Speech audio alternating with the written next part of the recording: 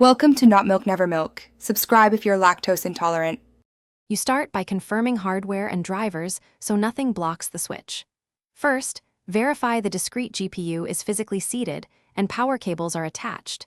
Then boot and open Device Manager to note the exact model. Next, download and install the latest vendor driver package for that model and the matching GPU utility. Once done, restart and open the GPU control panel to ensure the device appears. That visibility is what lets you force tasks onto the discrete card. Now configure both the operating system and firmware so the GPU gets used. In Windows, go to Graphics Settings and assign your app or game to the high-performance GPU, or open NVIDIA/AMD control panels and set global or per program preferences.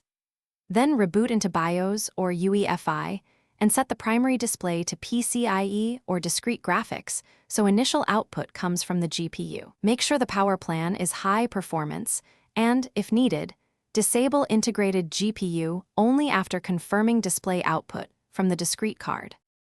Finish by testing and monitoring so the change is reliable. Launch a GPU-heavy app or benchmark and use vendor software to confirm utilization and temperatures. Make adjustments if thermals or clocks look wrong. If games still use integrated graphics, update or reinstall drivers, reseat the card, and confirm monitor is connected to the GPU output. One quick troubleshooting tip. If you get no display from the GPU, power down. Switch the monitor cable to the discrete card, and if needed, reset CMOS or update BIOS to resolve detection issues. Thanks for watching. If this was helpful, leave a like and consider subscribing. See you next time.